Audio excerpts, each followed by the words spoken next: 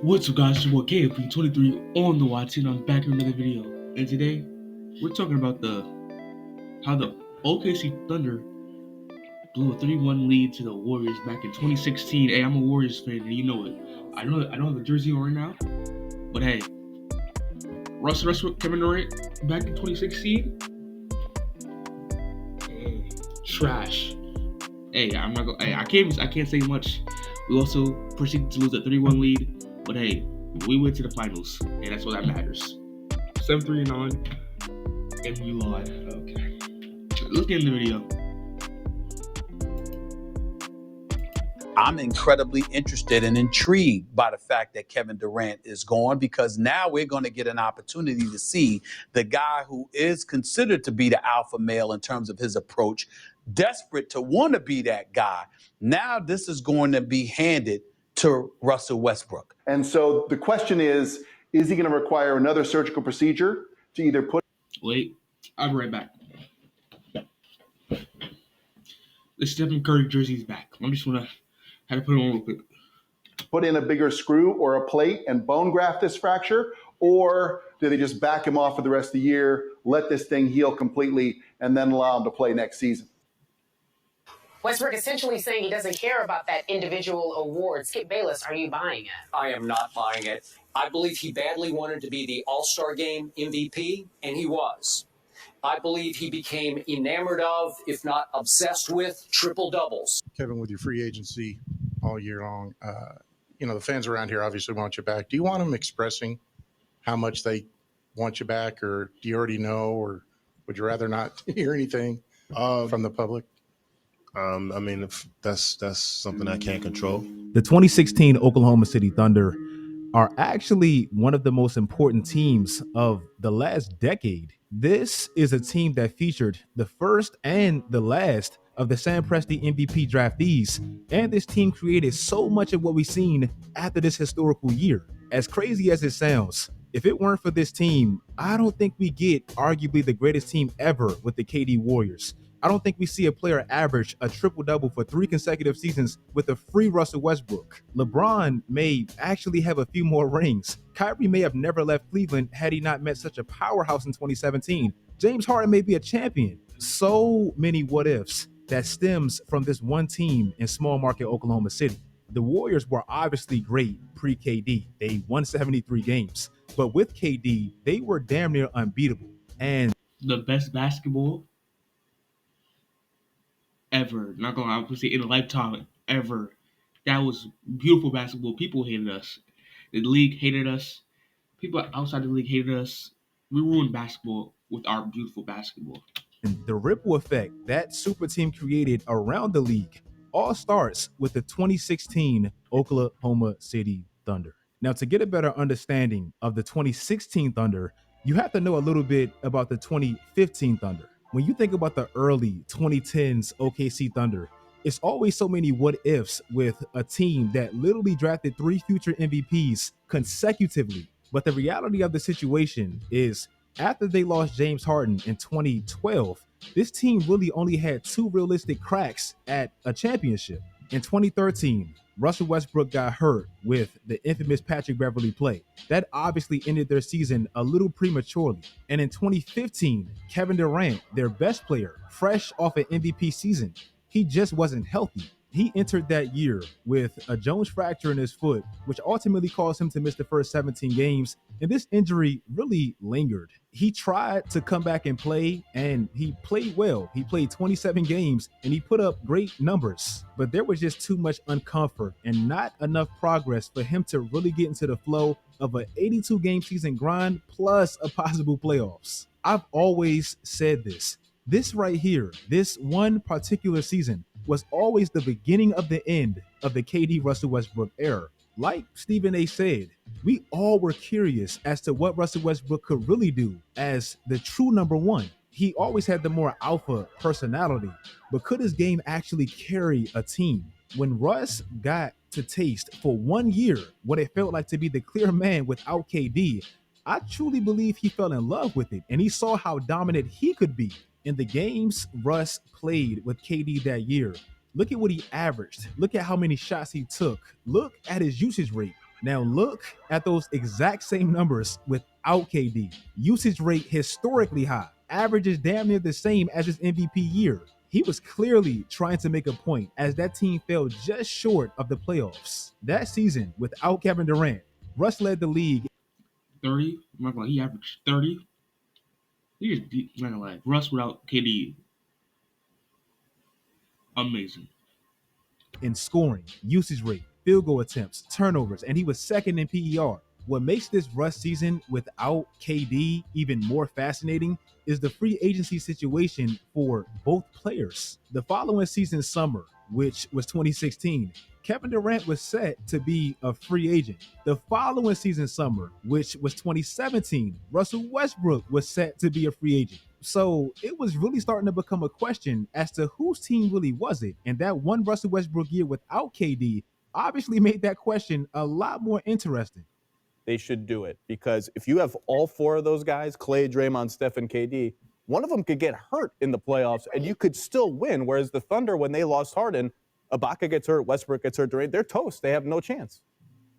OKC going into Russ and KD's final year together, they weren't perfect, and to me they had glaring holes, but they were extremely fun to watch. A team and roster that was far from balanced with how they were constructed, very reliant on isolation basketball, and way too dependent on two stars, still being one of the most dangerous teams in a. They had like Russell Westbrook, Andre Roberson, Kevin Durant, one extra shooter. I forget what his name was. Don't mind that. And Steven Adams, like, or Serge Ibaka at this point. Like, oh, it was. Oh, I know what it was. Serge Ibaka, Steven Adams, and like, yeah.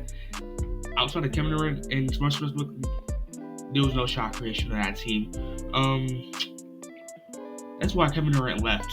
Honestly, like he knew that if it wasn't those two, there was nobody else getting a bucket. Reggie Jackson was good. I promise. Reggie Jackson was good on that team, but he wasn't Reggie Jackson on the Pistons. He wasn't Reggie Jackson 2021. Reggie Jackson on the Clippers. He wasn't ready yet. But like, they got rid of James Harden, and now that's the reason why Kevin Durant left. That's tough. Very competitive conference. Kevin Durant and Russ that year were literally the only pair of teammates to both be top 10 in points, field goal attempts, and usage rate. So you can just see how much that team relied on those two stars heavily to generate really any type of offense. The wings on that team consisted of a very streaky, inconsistent Dion Waiters, Andre Roberson, who was known mainly for his defense. He was kind of like the Matisse Thybulle for that team, and Anthony Morrow to give them a little bit of reliable spacing. Again, 95% of the offense was really put on Russ and KD's shoulders, hence why KD had that infamous burner account tweet. Now, even with how one-dimensional this team ultimately was, they did have a major, almost historical advantage with how they were built. This team was absolute dogs on the glass. With Russell Westbrook being the best rebounding guard ever, Kevin Durant prioritizing the glass being this team's leader, this team led the league in rebounds, rebound differential by a massive margin, and consequently, second chance points. I couldn't really find the tracking data before the 2000s, but since the 2000s, that was the highest rebound differential by a team, and it's not really close. Just for a little bit of context, this past season, the highest rebound differential was the Houston Rockets at a +4. That team was double of that. That team had 5 players averaging at least. The Houston Rockets were good at something. That gotta be a lie, but that's really impressive for the OKC Thunder. They got mad rebounds. They had 2 big men out there. So, and Russell Westbrook, bro, after the triple double, he had rebounds, a lot of defense, a lot of good defense too. At least 6 boards a game. Just for more context as to how. And Enes Kanter was one of the best offensive rebounding centers, not of all time, but in the league. Great of a rebounding team that was historically. To that point, there hadn't been a team average that many rebounds a night for the past 23 seasons. Russell Westbrook won his second consecutive All-Star Game MVP. Russell Westbrook made his first team All-NBA while Kevin Durant was second. And this team finished just behind 2 of the most dominant teams literally in NBA history. And ironically enough, that one-dimensional, kind of forgotten about OKC team really should have beaten them both. Bro, the Spurs had 67 wins. It was second seed. Yo, the East was garbage. I ain't gonna lie. The East was garbage. Because there's no way in hell they should be a 67 win team in one conference. Two 65 plus teams in one conference alone. The East had to be garbage. The 2016 playoffs, they were pretty wild, and obviously a lot of it featured this team. Their journey would start playing against an extremely old Mavericks team. Now this series, it was dominated by OKC, but it was pretty significant because Mark Cuban, the loud owner of the Mavericks, he threw an instigating wrench into a duo that already had much uncertainty about their future. He basically downed Russell Westbrook, and he said there's only one superstar in OKC, which to me always felt calculated because Mark Cuban's a smart guy, and he knew what loomed over this franchise in the summer. Ironically enough, in that specific series, Kevin Durant had arguably his worst series of his career. In game 2, Kevin Durant missed 26 shots. Garbage. Garbage. Come on. That's still the most misses in a playoff game in modern NBA history. That was actually the second most inefficient series of Kevin Durant's entire career. On the flip side, Russell Westbrook had literally one of the best series of his career. Russ averaged damn near a 26-point triple-double efficiently, especially for Russ. And in that closeout game 5, Russ led both teams in points, rebounds, assists, and plus minus. Were you aware of Mark Cuban's comments before the game when he said Kevin was the only superstar on this team, and how do you react to that? Hold up. He's an idiot. Don't listen to this. He's an idiot. All right, that's what we got to say about that. He's an idiot. Next question. Now, the second round is where stuff gets very interesting, and to me is one of the more overlooked moments of this entire crazy playoffs. Golden State won 73 games. Obviously, that broke the record, and that's going to draw more headlines. But the Spurs won 6 less games. That's still 7th most in NBA history. Not only that, they tied one of the greatest teams ever with the most home wins in a single season, literally losing 1 game. Damn near everybody thought Golden State versus San Antonio in the conference finals was inevitable, and nobody really gave OKC a true shot. If you look at the ESPN predictions before this series, only Royce Young, Chris Broussard, and Ramona Shelburne picked OKC. Now, San Antonio won game 1 behind LaMarcus Aldridge having one of the best performances I've ever seen. It felt like this man hit every mid-range shot he took. In game 2, he came out on the exact same rampage, but he really didn't get much help, especially in the second half, and OKC squeezed by, still in home court. Now, San Antonio did come back and win game 3, but after that, OKC came back and flexed their biggest strengths, which to me were their athleticism and their size. And San Antonio looked a bit outmatched and old. Russ, I'm gonna say they were old. This is Tim Duncan's last games of his career. He retired after this. Bro was cold, but he was still good though. But they just got out young. And KD both averaged 30 plus in their 3 straight victories that closed them out in 6. And they absolutely killed San Antonio on the glass with a plus 34 rebound advantage. This was officially Tim Duncan's last game, and the Spurs' historical season would surprisingly come to an early ending. OKC versus Golden State. Pretty much a brewing rivalry, with Steph hitting this iconic shot earlier that year, and the Warriors eclipsing OKC as the new proven heavyweights in the conference because they actually won a championship. Now, going into this series, OKC, they were heavy underdogs. If you look at those same ESPN predictions, nobody picked OKC. They're smart people. What can I say? Now, they did steal a pretty ugly game 1 with really nobody shooting well. But in game 2, it looked like the Warriors restored order with a dominating win to tie the series. When they got back to loud, crazy Oklahoma City, one of the best playoff environments in the NBA, they completely bullied Golden State. I'll always remember Russ hitting this shot and dapping up his brother, and me thinking, damn, you could really stick a fork in Golden State. The Warriors had only lost by 20 points plus twice that whole season. OKC beat them by 28 in game 3 and came back and beat them by 24 in game 4. Oklahoma City had 30 more rebounds in just those 2 games against Golden State. Stephen Curry was damn near a minus 40 in game 3. To this day, that still stands as the worst.